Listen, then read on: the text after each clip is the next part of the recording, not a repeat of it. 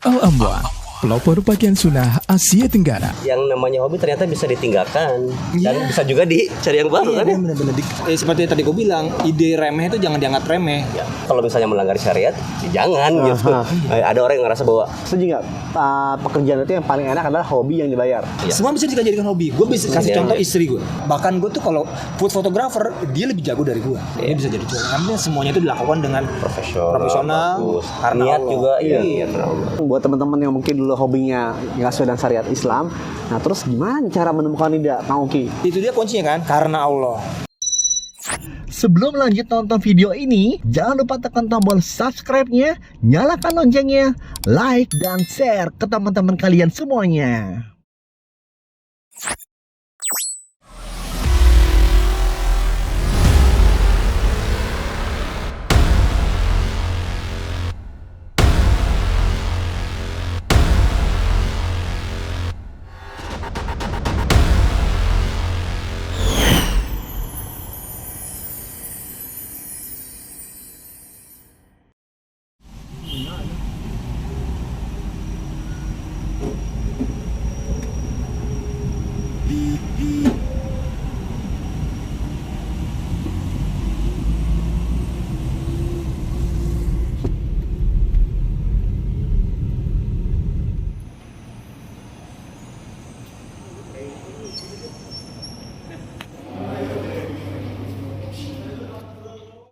Ngosan, ngobrol, santai. Assalamualaikum warahmatullahi wabarakatuh. Waalaikumsalam Ngabraha juga nih dengan dua sahib gue ini, masya Allah. Kembaran hijau-hijau ya. Pinipin. Hijau-hijau, hitam-hitam, masya Allah. Ini samudra dan kausar. Uki Kang, Ipin. Alim dari NT dulu nih Kang.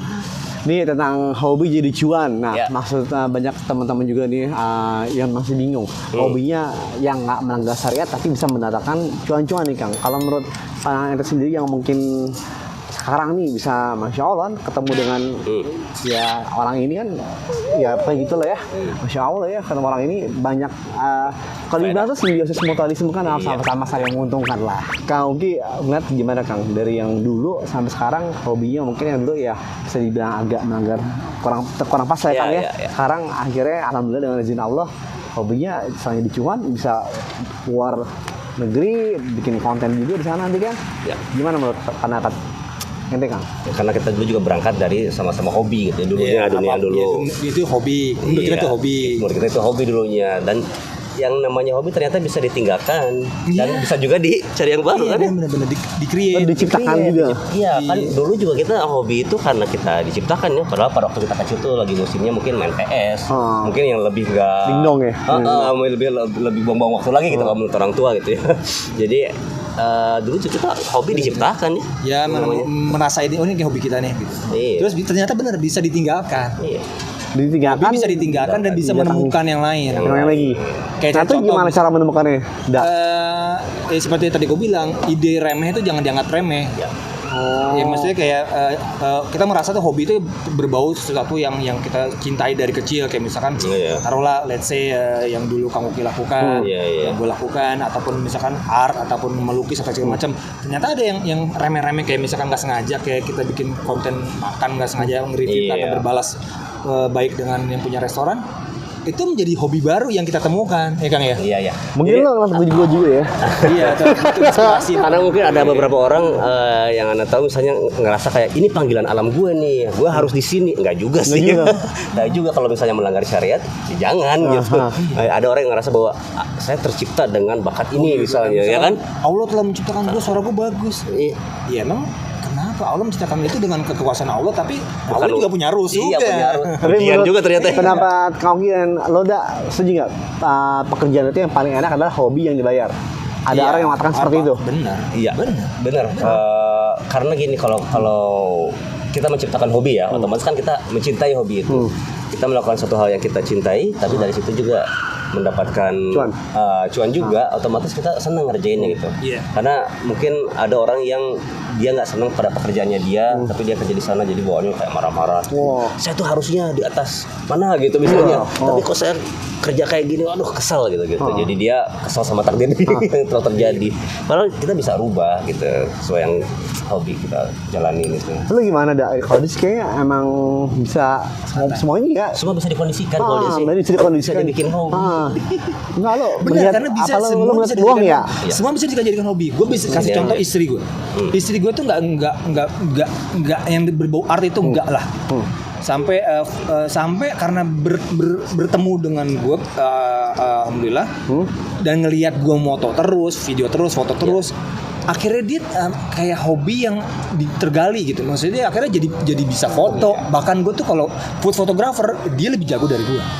Food photographer? Iya. Dia nggak punya hobi itu, nggak punya taste itu, tapi karena terbiasa ngeliat, terus ingin belajar. Nah, hobi itu bisa di-create.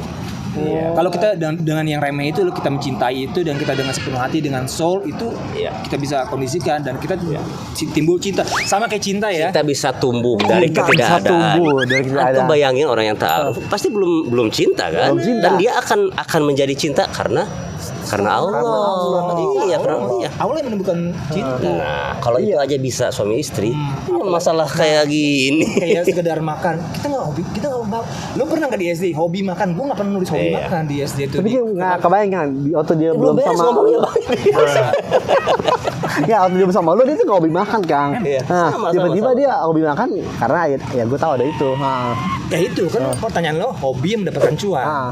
Kan alhamdulillah atas izin Allah ini menjadikan wasilah cuan kita. Kita bisa jalan-jalan ke Turki atas izin Allah. Kamu mau Sherlock di Madinah, itu wasilah Sherlock dengan yang makan-makan itu. Mungkin sama Rehat nanti juga suka Madinah ya, kita ya Kang ya, tahun depan insya Allah ya. Gantung yang ada siapa. Pada intinya hobi itu bisa kita temukan insya Allah atas kita ya, apapun itu, kayak misalkan taruhlah ya, kita nggak bisa bilang itu orang yang hobinya game aja bisa jadi cuan. Iya betul. Apalagi sesuatu yang apapun itu, kayak ternyata makan bisa jadi cuan, ini bisa jadi cuan. Karena semuanya itu dilakukan dengan profesional.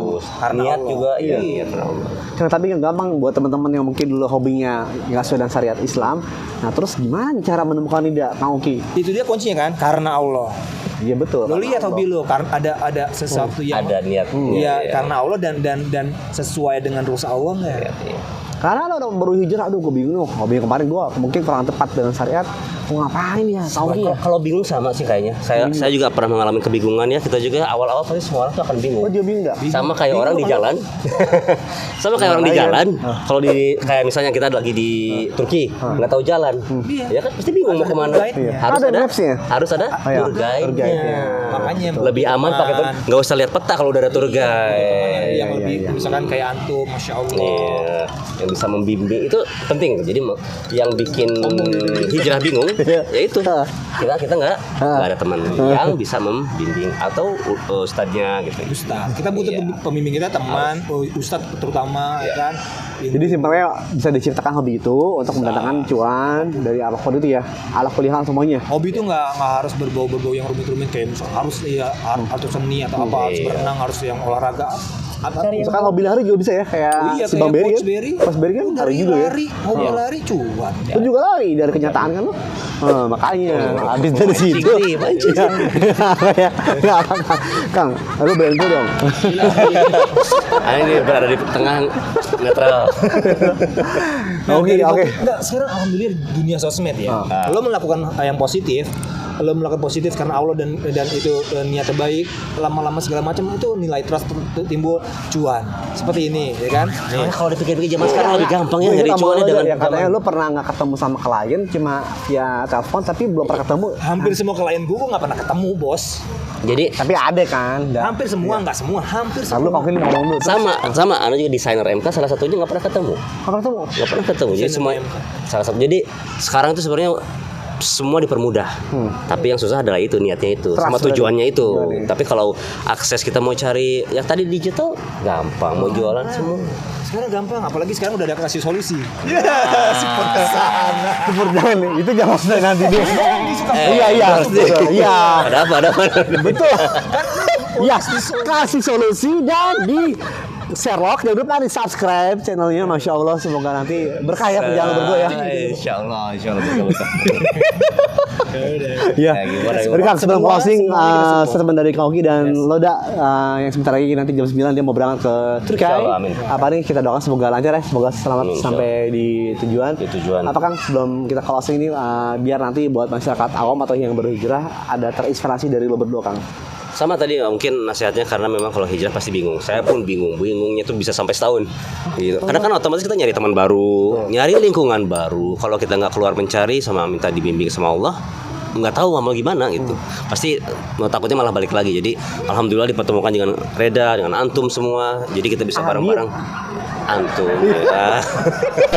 Dengan penghormatan dengan Adit catat namanya Adit sama Sopo Jarwo. Terus Kang, Cuma intinya gitu, kita keluar insya Allah disambut baik.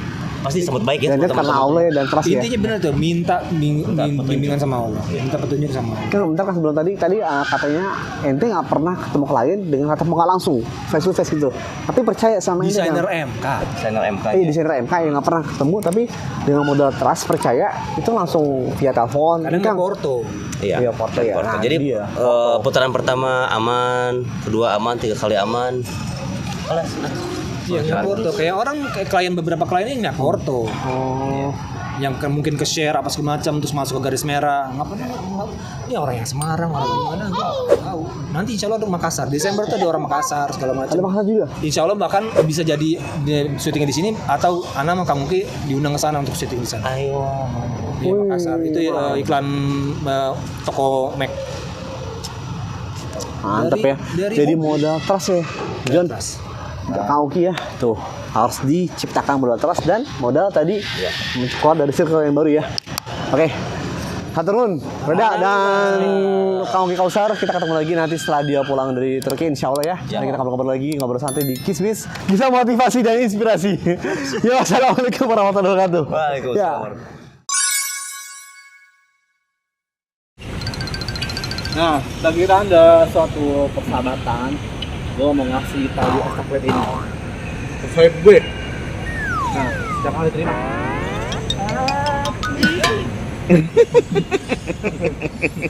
Mudah-mudahan ini. Oke, Pak. Kasih dia. Buat dia betul. Mau kemana sih? Terima kasih buat 213 yang telah mengendorse. Dah, cut.